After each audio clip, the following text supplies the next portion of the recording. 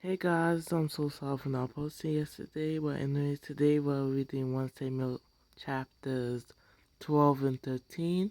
This is actually my 300th video, but anyways, today's verse of the day is Isaiah 40 verse 31. But those who hope in the Lord will renew their strength. They will soar on wings like eagles. They will run and not grow weary. They will walk and not be faint. Amen. So today we're reading 1 Samuel chapters 12 and 13. 1 Samuel chapter 12. Samuel said to all Israel, I have listened to everything you said to me, and have set a king over you. Now you have a king as your leader. As for me, I am old and grey, and my sons are here with you. I have been your leader from my youth until this day. Here I stand.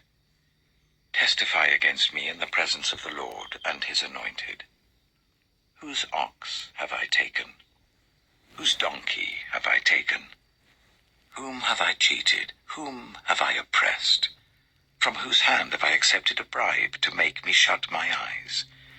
If I have done any of these things, I will make it right. You have not cheated or oppressed us, they replied. You have not taken anything from anyone's hand.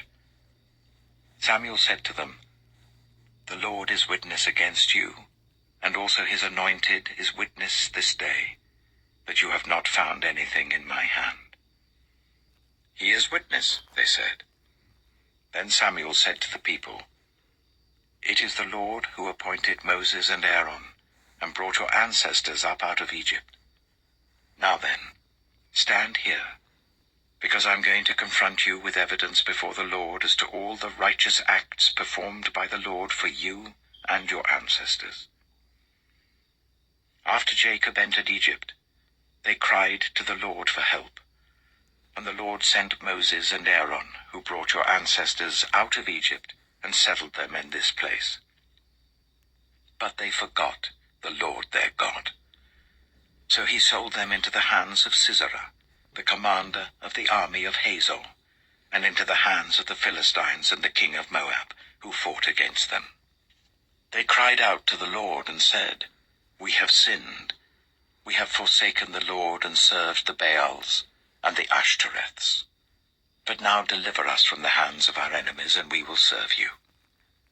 Then the Lord sent Jerubbaal, Barak, Jephthah, and Samuel, and he delivered you from the hands of your enemies all around you, so that you lived in safety.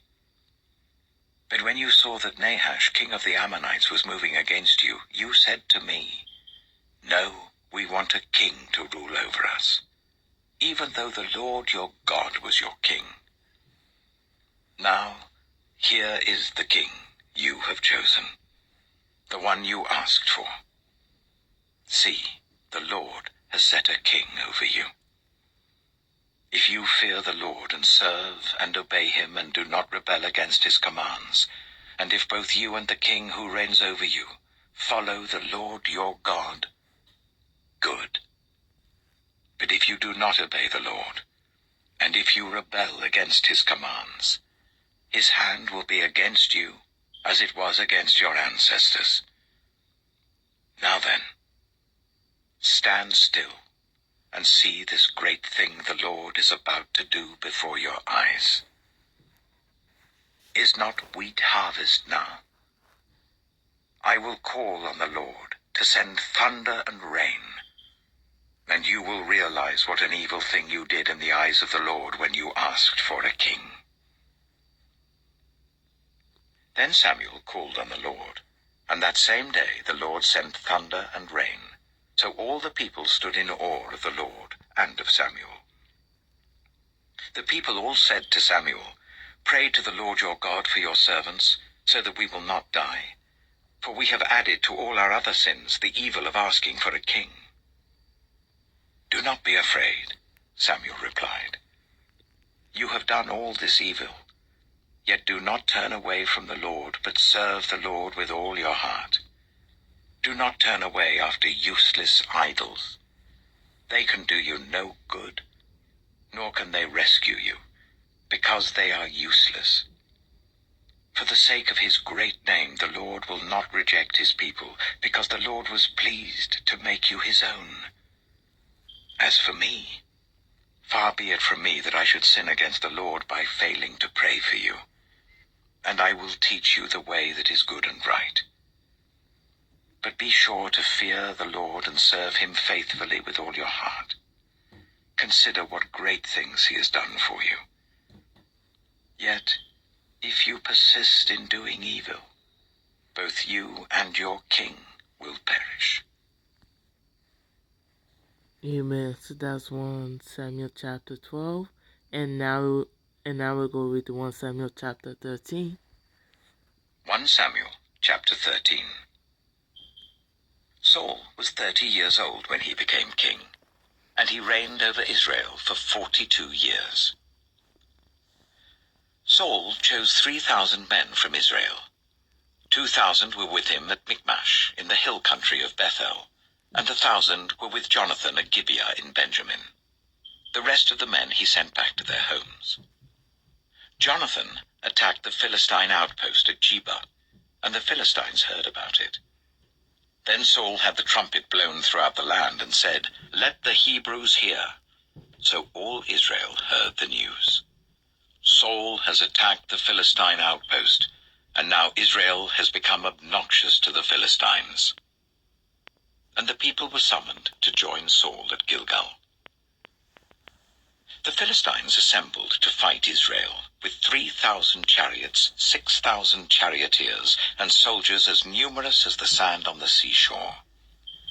They went up and camped at Michmash, east of Bethaven.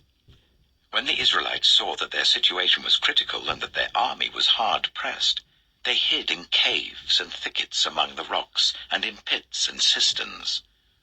Some Hebrews even crossed the Jordan to the land of Gad and Gilead. Saul remained at Gilgal, and all the troops with him were quaking with fear. He waited for 7 days, the time set by Samuel. But Samuel did not come to Gilgal, and Saul's men began to scatter. So he said, "Bring me the burnt offering and the fellowship offerings." And Saul offered up the burnt offering. Just as he finished making the offering, Samuel arrived, and Saul went out to greet him. "What have you done?" asked Samuel. Saul replied, "When I saw that the men were scattering, and that you did not come at the set time, and that the Philistines were assembling at Michmash, I thought, now the Philistines will come down against me at Gilgal, and I have not sought the Lord's favor. So I felt compelled to offer the burnt offering." "Oh, you have done a foolish thing," Samuel said. "You have not kept the command the Lord your God gave you. If you had, he would have established your kingdom over Israel for all time. But now your kingdom will not endure. The Lord has sought out a man after his own heart, and appointed him ruler of his people, because you have not kept the Lord's command." Then Samuel left Gilgal and went up to Gibeah in Benjamin. And Saul counted the men who were with him. They numbered about 600. Saul and his son Jonathan and the men with them were staying at Gibeah of Benjamin, while the Philistines camped at Michmash. Raiding parties went out from the Philistine camp in 3 detachments. One turned towards Ophrah in the vicinity of Shual, another towards Beth-horon, and the third towards the borderland overlooking the valley of Zeboim, facing the wilderness.